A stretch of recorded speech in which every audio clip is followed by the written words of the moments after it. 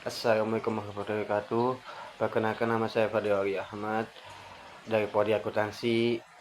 Saya akan mempresentasikan judul skripsi saya yang sebagai tugas akhir saya dengan berjudul pengaruh debt to equity ratio dan current ratio CR terhadap kualitas laba pada perusahaan sektor energi yang terdaftar di Bursa Efek Indonesia periode 21 sampai 25. Latar belakang yang meliputi sektor energi merupakan salah satu sektor strategis yang memiliki peran penting dalam mendukung pertumbuhan ekonomi nasional.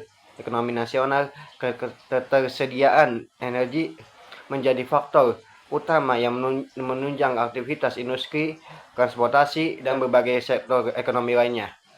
Oleh karena itu, kinerja perusahaan sektor energi menjadi perhatian penting bagi investor, pemerintah, dan masyarakat karena berkontribusi terhadap stabilitas ekonomi dan pasar modal Indonesia. Perusahaan sektor energi yang terdaftar di Bursa Efek Indonesia memiliki karakteristik padat modal dan membutuhkan investasi yang besar menjalankan kegiatan operasionalnya. Kondisi tersebut menyebabkan perusahaan sektor energi menghadapi tantangan dalam menjaga keseimbangan antara kebutuhan pendanaan, likuiditas, dan kemampuan menghasilkan laba yang berkualitas. Selama periode 21 sampai 25, sektor energi mengalami dinamika yang cukup tinggi akibat perubahan harga komoditas energi dunia, peningkatan kebutuhan investasi, dan perubahan kebijakan energi nasional. Selanjutnya ada identifikasi masalah. Berdasarkan latar belakang masalah yang telah diuraikan, maka masalah dalam penelitian ini dapat diidentifikasi sebagai berikut. Yang ke satu, kualitas laba perusahaan sektor energi periode 21 sampai 25 mengalami fluktuasi. Pada tahun 21 yaitu 0,066 meningkat menjadi 0,081 pada tahun 2023, kemudian menjadi penurunan kualitas laba periode 21 periode tahun 2023 sampai 2024 dari 0,081 menjadi 0,074. Debt to equity ratio dari perusahaan sektor energi periode 21 sampai 25 mengalami fluktuasi pada tahun yaitu 21 yaitu 1,112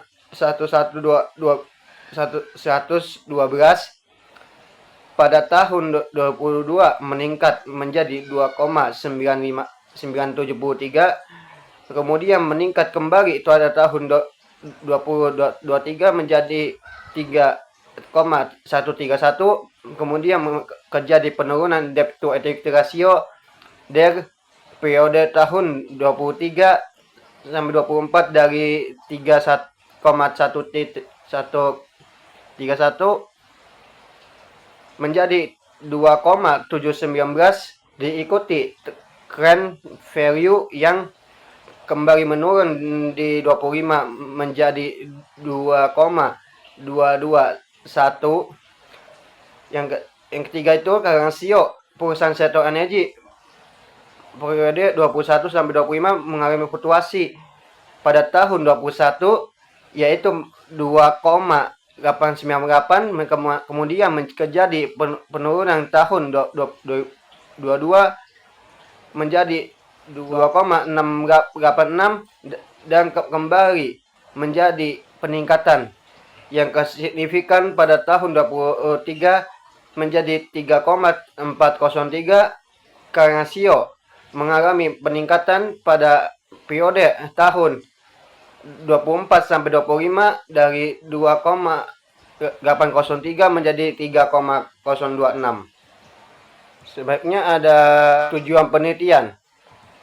Tujuan penelitian untuk mengetahui dan menganalisis pengaruh debt to equity ratio terhadap kuartal laba pada perusahaan sektor energi yang terdaftar di Bursa Efek Indonesia periode 21 sampai 25. Yang kedua, untuk mengetahui dan menganalisis pengaruh rasio terhadap kualitas laba pada perusahaan sektor energi yang terdaftar di Bursa Efek Indonesia periode 21 sampai 25. Yang ketiga, untuk mengetahui dan menganalisis pengaruh debt to equity ratio dan rasio CR secara simultan terhadap kualitas laba pada perusahaan sektor energi yang terdaftar di Bursa Efek Indonesia periode 21 sampai 25. Selanjutnya ada manfaat penelitian. Manfaat penelitian itu dibagi dua. Ada manfaat teoritis dan manfaat praktis. Manfaat teoritis itu ada kebagi menjadi dua macam, yaitu yang satu bagi perkembangan ilmu akuntansi. Penelitian diharapkan dapat memperkaya hajana keilmuan akuntansi keuangan, khususnya terkait teori keagenan, agensi teori, dan analisis laporan keuangan dalam menilai kualitas laba melalui rasio keuangan. Bagi peneliti, hasil penelitian ini dapat dijadikan sebagai referensi, bahan rujukan, atau perbandingan. Selanjutnya ada bab 2, kajian pustaka. Deskripsi teoritik, teori keagenan, agensi teori. Menurut Cynthia Afriani 2005, teori keagenan agensi teori menjelaskan hubungan kontraktual antara pemilik perusahaan, prinsipal, dan manajer agen. Dalam hubungan tersebut, pemilik perusahaan memberikan wewenang kepada manajer untuk mengolah sumber daya perusahaan dan mengambil keputusan bisnis atas nama pemilik. Namun perbedaan kepentingan antara prinsipal dan agen dapat menimbulkan konflik keagenan agensi. Konflik ini muncul karena manajer memiliki informasi yang lebih banyak dibandingkan pemilik perusahaan. Dalam kaitan dengan kualitas laba, Sylvie Indiani dan Lestari Sukartiningsih mengatakan manajer dapat melakukan tindakan opportunistik seperti manajemen laba untuk menunjukkan kinerja yang lebih baik dibandingkan kondisi sebenarnya. Oleh karena itu, rasio keuangan seperti DER dan CR dapat digunakan sebagai indikator untuk menilai kondisi keuangan perusahaan dan mengurangi risiko manipulasi informasi laba. Selanjutnya ada pengertian debt to equity ratio. Menurut Kashmir, debt to equity ratio merupakan rasio yang digunakan untuk menilai perbandingan antara total utang dengan total ekuitas perusahaan. Rasio ini menunjukkan seberapa besar modal sendiri yang digunakan sebagai jaminan terhadap utang yang dimiliki perusahaan. Selanjutnya ada indikator, itu indikator total. Indikator itu sebagai rumus total utang dibagi ekuitas. Adapun ada variabel utama, yaitu variabel S1, yaitu DER yang kepanjangan dari debt to equity ratio. X2 CR current ratio. Yang ketiga variabel Y kehadap kuota nasabah. Pengertian CR adalah menurut Kashmir rasio likuiditas yang digunakan untuk mengukur kemampuan perusahaan dalam memenuhi kewajiban jangka pendek atau utang lain lancarnya dengan menggunakan aset lancar yang dimiliki. Semakin tinggi nilai rasio, semakin besar kemampuan perusahaan dan melunasi kewajiban jangka pendeknya. Selanjutnya itu indikator sebagai rumus yaitu aset lancar dibagi utang lancar. Dan ada variabel Y, kuota nasabah. Kuota nasabah adalah ukuran yang menunjukkan seberapa baik laba yang dilaporkan perusahaan mencerminkan kondisi dan kinerja keuangan yang sebenarnya. Indikator arus kas operasi laba bersih dibagi laba bersih. Selanjutnya ada penelitian relevan. Penelitian relevan nama peneliti Kadek Ayu Krisnadewi. Judul penelitian kuota nasabah dan pengaruhnya terhadap tingkat efektivitas pengenaan pajak pada perusahaan manufaktur yang terdaftar di BI periode 2011 sampai 2015. Metode kuantitatif fast analysis AMOS. Hasil CR berpengaruh negatif signifikan terhadap kuota nasabah dan DER berpengaruh negatif signifikan terhadap kuota nasabah disegap. Objek penelitian pada perusahaan manufaktur dan periode penelitian periode 21 sampai 25 penelitian lama sehingga perlu diuji kembali pada sektor energi periode terbaru. Yang kedua, Siviani Ike Rukmana Sari Amelia Cantika Julienda. Pengaruh struktur modal, profitabilitas, rasio dan ukuran perusahaan terhadap kuota nasabah pada perusahaan teknologi yang terdaftar di BI. Metode penelitian kuantitatif regresi linear berganda. Rasio tidak berpengaruh terhadap kuota nasabah, sedangkan struktur modal berpengaruh signifikan. Selebihnya, terdapat perbedaan hasil dengan penelitian sebelumnya yang menyatakan CR berpengaruh terhadap kuota nasabah. Selanjutnya ada jurnal yang nama peneliti Nur Amarina dan Adi Isfar F. Riyadi 2021. Pengaruh debt to equity ratio dan current ratio terhadap net profit margin dan current ratio dan net profit margin terhadap pertumbuhan laba perusahaan yang terdaftar di BI. Yang terdaftar di indeks LQ45 BI. Kuantitatif regresi linear berganda. DER dan CR berpengaruh positif terhadap pertumbuhan laba. Gapnya variabel dependent yang digunakan adalah pertumbuhan laba bukan kuota nasabah. Selanjutnya ada kerangka berpikir.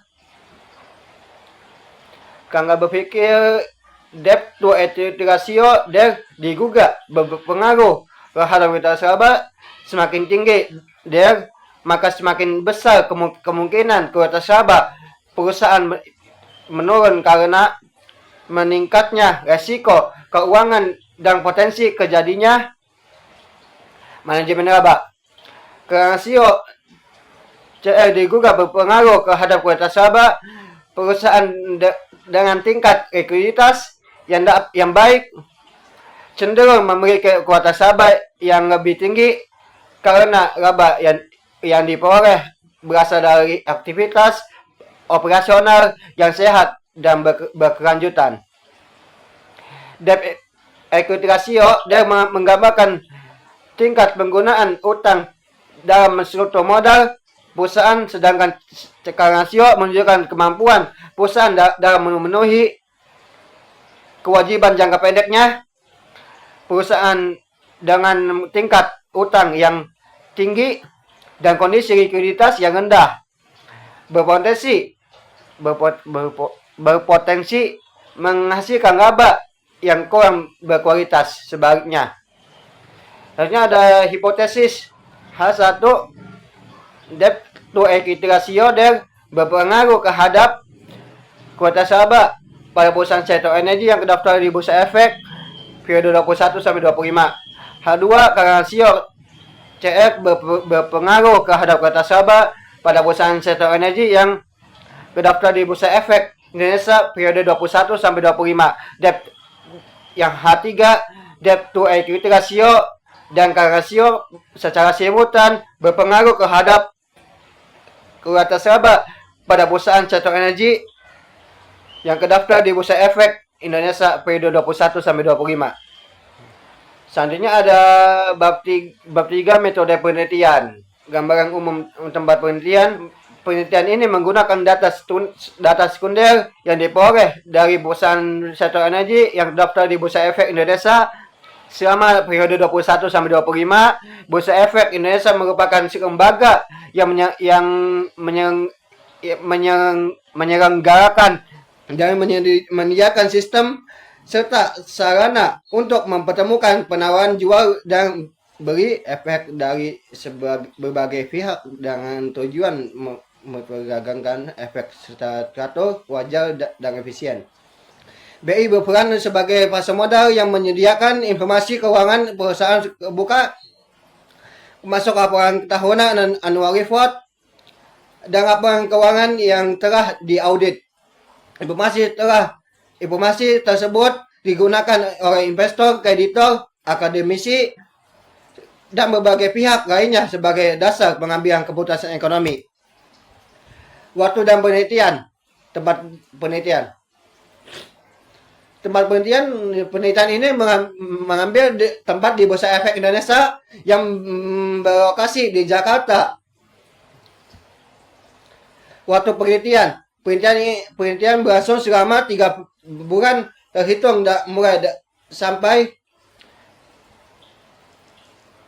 mulai Mei sampai dengan Juni 2026.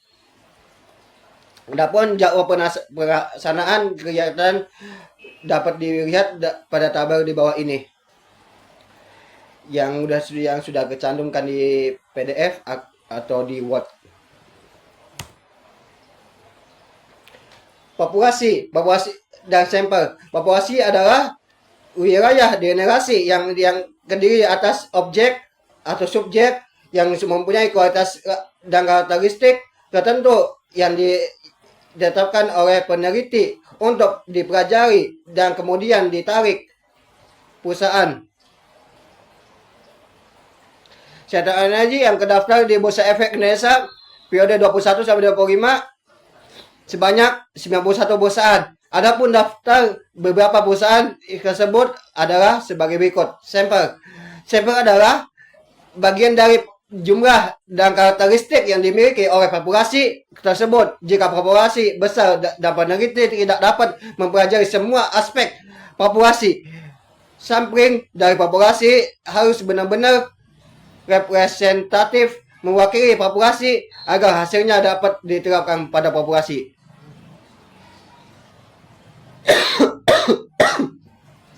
Sampel merupakan kelompok dari populasi yang direncanakan diteliti untuk merealisasikan kesimpulan dari penelitian biar populasi besar dan peneliti tidak mungkin mempelajari semua yang maka peneliti yang ada pada populasi karena keterbatasan dana, waktu, dan tenaga,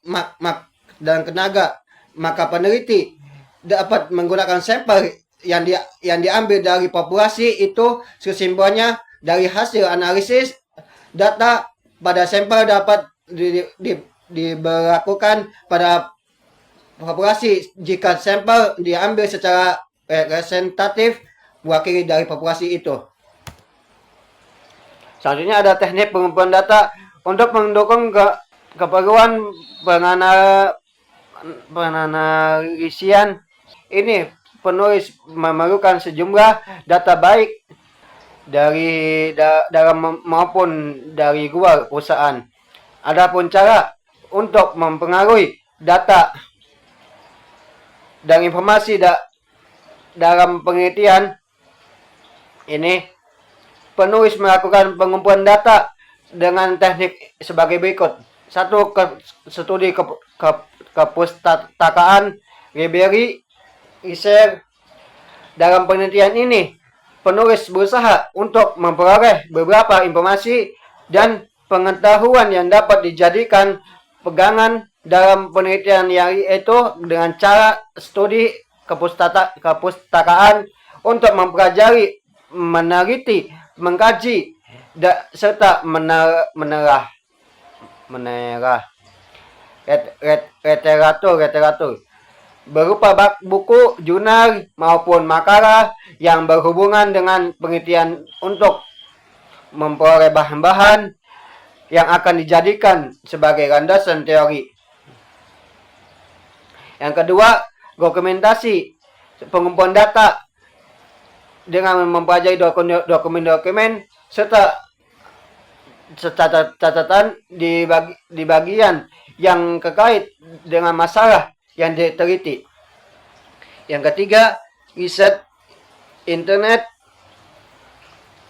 riset pengumpulan data yang berasal dari situs-situs yang berhubungan dengan berbagai informasi yang dibutuhkan dalam penelitian. Pada penelitian ini peneliti mengambil data keuangan dari perusahaan sektor energi, data periode 21 sampai 25, teknik pengumpulan data menggunakan metode dokumentasi. Cukup sekian dari saya, kurang lebih mohon maaf. Terima kasih sudah mempresentasikan tugas akhir saya. Wassalamualaikum warahmatullahi wabarakatuh. Thank you very much.